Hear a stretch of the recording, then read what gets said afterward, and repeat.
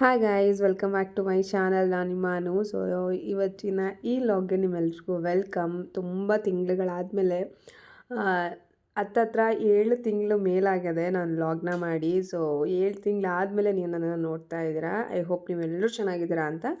ನಾನು ಕೂಡ ತುಂಬ ಚೆನ್ನಾಗಿದ್ದೀನಿ. So welcome back after 7 months to my channel. ಯಾರೆಲ್ಲ ವ್ಲಾಗ್ನ ನೋಡ್ತಾ ಇದ್ದೀರಾ ಅಥವಾ ವೀಡಿಯೋನೂ ನೋಡ್ತಾ ಇದ್ದೀರಾ ಅವರೆಲ್ರಿಗೂ. ಸೊ ಈ 7 ತಿಂಗಳು ಆ್ಯಕ್ಚುಲಿ ನಾನು ಸಣ್ಣದಾಗಿ ಒಂದು ಬ್ರೇಕ್ ತೊಗೊಳ್ಳೋಣ ಅಂತ ಅಂದ್ಕೊಂಡಿದ್ದು. ಅಂದರೆ ಸ್ವಲ್ಪ ಬ್ಯುಸಿ ಇದ್ದೆ ಆ ಟೈಮಲ್ಲಿ. ಸೊ ಮಾಡೋಕ್ಕೆ ಲಾಗ್ನ ಟೈಮ್ ಸಿಕ್ಕಲಿಲ್ಲ, ಜೊತೆಗೆ ಇಂಟ್ರೆಸ್ಟ್ ಕೂಡ ಇರಲಿಲ್ಲ. ಬಿಕಾಸ್ ಬ್ಯುಸಿ ಇರೋವಾಗ ಇರೋ ಕೆಲಸನೇ ಮಾಡಿದ್ರೆ ಸಾಕಪ್ಪ ಅನ್ನೋ ಥರ ಆಗಿತ್ತು. ಆ್ಯಂಡ್ ಲೈಫ್ ಅಂದಮೇಲೆ ಸಿಕ್ಕಾಪಟ್ಟೆ ಅಪ್ಸ್ ಆ್ಯಂಡ್ ಡೌನ್ಸ್ ಆಗೋದು ಕಾಮನ್ನು. ಅದೆಲ್ಲ ಟ್ರಾಮಾ ಅಥವಾ ಅದೆಲ್ಲ ಕಾನ್ಸಿಕ್ವೆನ್ಸಸ್ ಎಲ್ಲ ಇದ್ದಿದ್ದರಿಂದ ಒಂದು ಸಣ್ಣ ಬ್ರೇಕ್ ತೊಗೊಳ್ಳೋಣ ಅಂತ ಹೋಗಿ ದೊಡ್ಡ ಬ್ರೇಕೇ ಆಗೋಯಿತು. It's okay. I hope year end ಎಲ್ಲ. ಸೊ ಇಯರ್ ಎಂಡಿಂದ ಸ್ಟಾರ್ಟ್ ಮಾಡಿ ಈ ಇಯರ್ನ ಒಂದೆರಡು ಲಾಗ್ ಮಾಡಿ ಎಂಡ್ ಮಾಡೋಣ ಅಂತ ಅಂದ್ಕೊಂಡು ಲಾಗ್ನ ಸ್ಟಾರ್ಟ್ ಮಾಡ್ತಾ ಇದ್ದೀನಿ. ಸೊ ನೀವೆಲ್ಲರೂ ಚೆನ್ನಾಗಿದ್ದೀರಾ ಅಂತ ಅಂದ್ಕೊಂಡಿದ್ದೀನಿ. ನಾನು ಕೂಡ ತುಂಬ ಚೆನ್ನಾಗಿದ್ದೀನಿ. ಲೈಫಲ್ಲಿ ಏನೇನೆಲ್ಲ ಚೇಂಜಸ್ ಆಗಿದೆ ಅದೆಲ್ಲ ನಾನು ನೆಕ್ಸ್ಟ್ ಲಾಗಲ್ಲಿ ಅಪ್ಡೇಟ್ ಮಾಡ್ತಾ ಹೋಗ್ತೀನಿ. ಸೊ ಐ ಹೋಪ್ ನೀವೆಲ್ಲರೂ ನೋಡ್ತೀರಾ ಅಂತ ಅಂದ್ಕೊಂಡಿದ್ದೀನಿ. ಸೊ ಆ್ಯಕ್ಚುಲಿ ಏನಂದರೆ ಕ್ಯಾಸ್ಟ್ ಐರನ್ ತವಾನ ಸೀಸ್ನಿಂಗ್ ಮಾಡೋದು ಹೇಗೆ ಅಂತ ಹೇಳ್ಕೊಡ್ತಾ ಇದ್ದೀನಿ. ಆ್ಯಕ್ಚುಲಿ ನನಗೂ ಇದು ಹೊಸ ಅನುಭವ ಅಥವಾ ಹೊಸ experience caste iron material.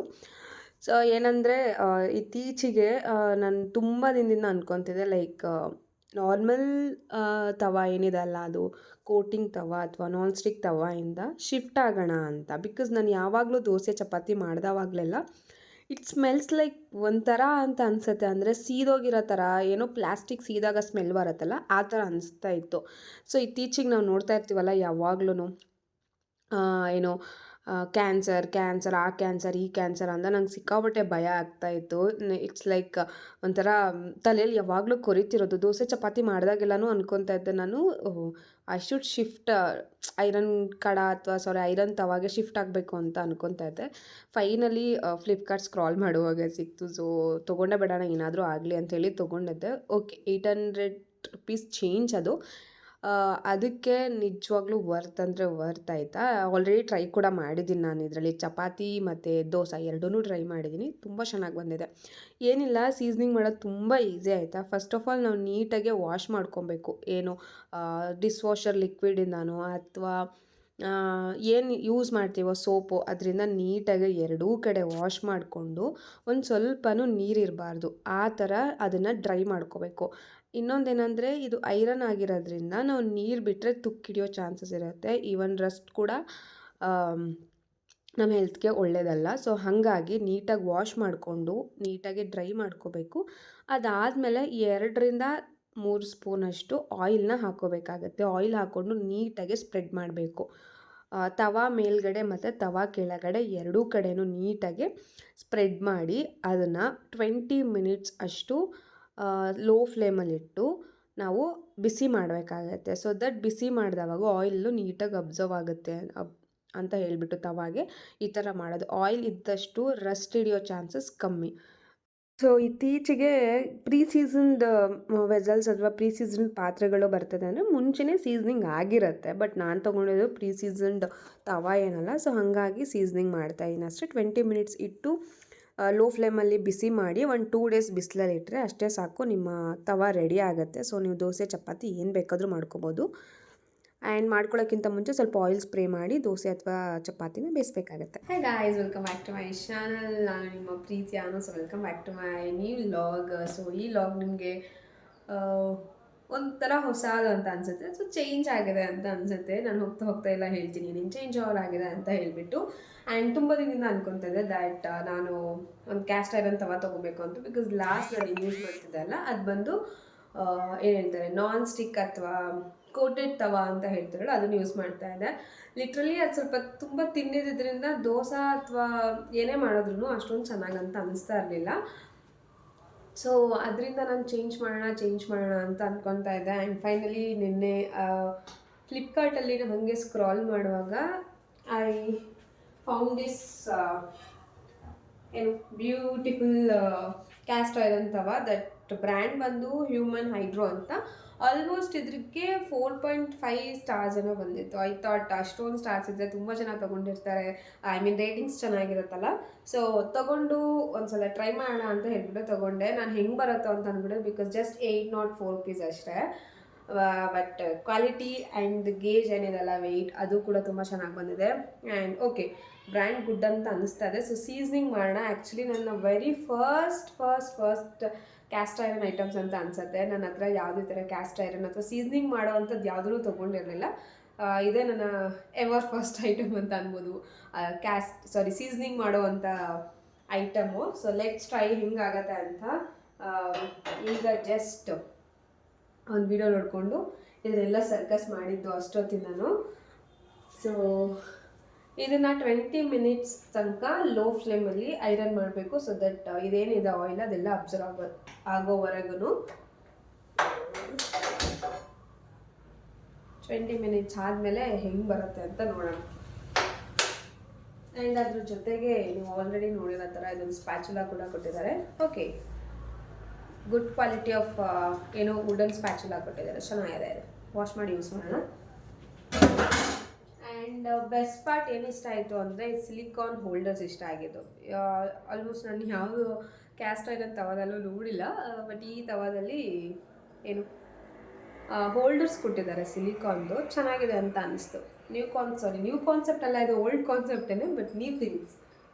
So ಹಿಂಗೆ ಇಟ್ಕೊಂಡು ಯೂಸ್ ಮಾಡ್ಕೊಬೋದು. ಗುಡ್ ಕ್ವಾಲಿಟಿ ಆಫ್ ಸಿಲಿಕಾನ ಇಲ್ಲ ಅಂತ ಗೊತ್ತಿಲ್ಲ, ಬಟ್ ಕೊಟ್ಟಿದ್ದಾರೆ. ವಾಶ್ ಮಾಡಿದ್ದೀನಿ. ಯಾವಾಗಾದರೂ ದೋಸೆ ಮಾಡಿದಾಗ ಟ್ರೈ ಮಾಡಿ ನೋಡಬೇಕು. ಸೊ ಇಲ್ಲಿ 20 ಮಿನಿಟ್ಸ್ ಆಗೋ ಅಷ್ಟರಲ್ಲಿ I need 1 cup of tea. ಅದನ್ನು ಮಾಡ್ಕೊಬಿಡೋಣ. ಅದು ಮಾಡಿಕೊಂಡು ಎಂಜಾಯ್ ಮಾಡುವ ಅಷ್ಟರಲ್ಲಿ ಆಗಿರುತ್ತೆ.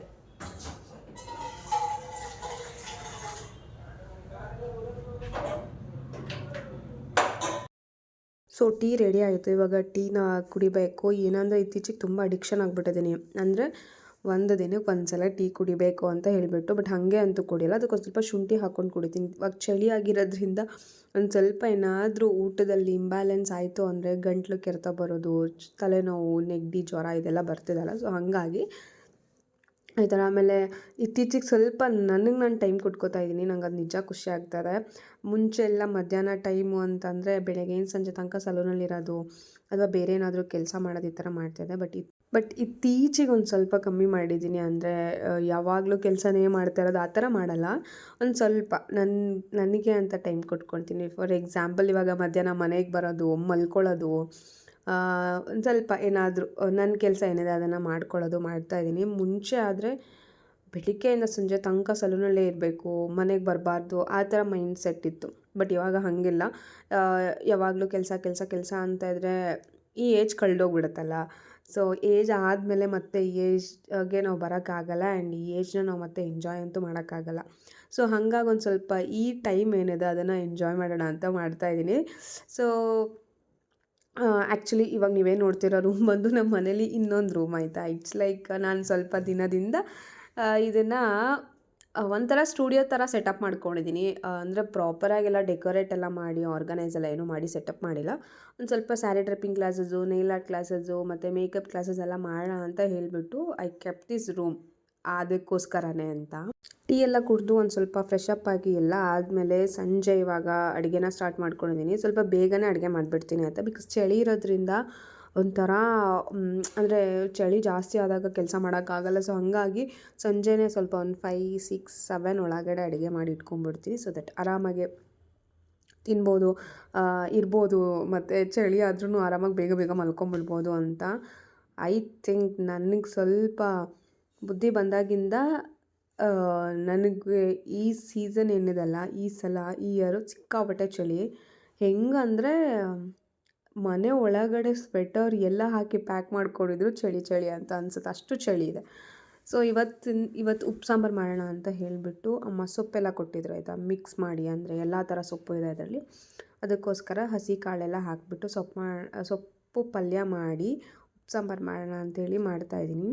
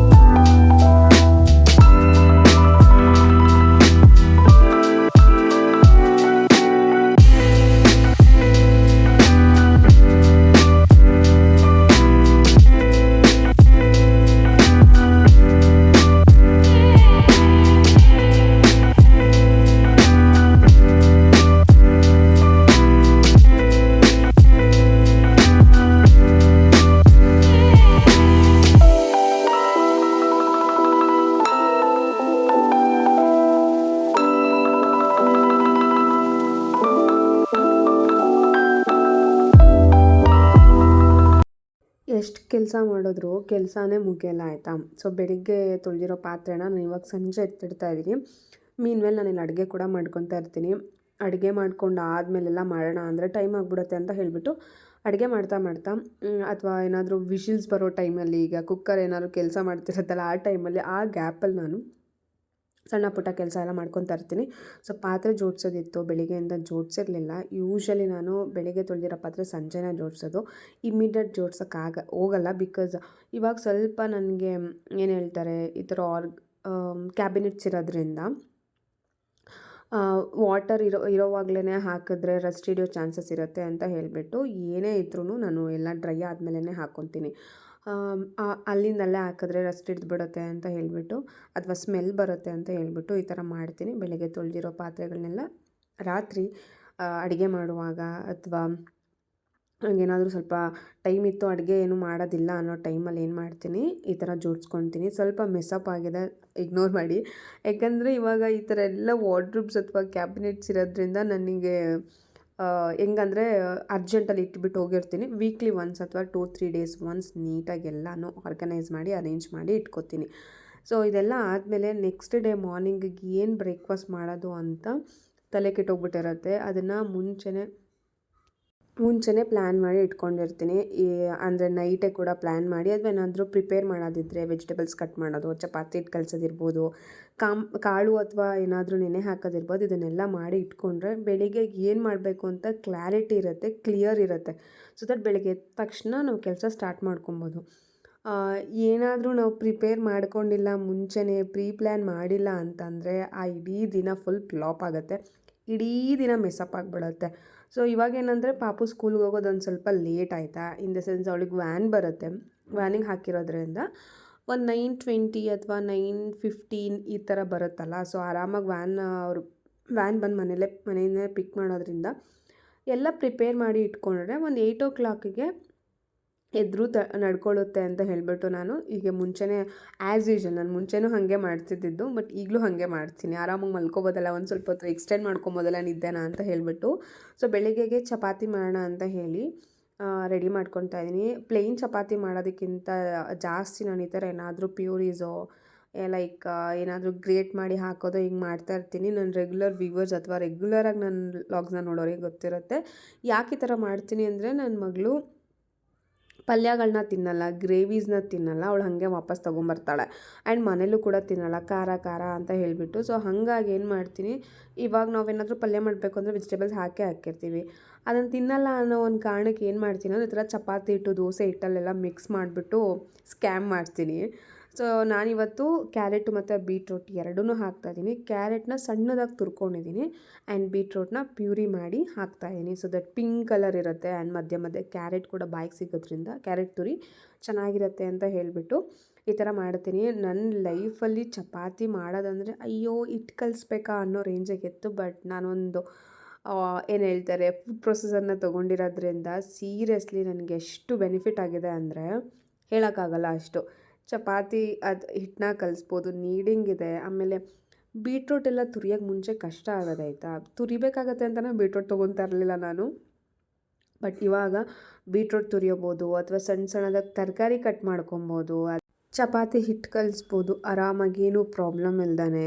ನನಗಂತೂ ನಿಜ ಸಿಕ್ಕಾಪಟ್ಟೆ ಹೆಲ್ಪ್ ಆಗಿದೆ.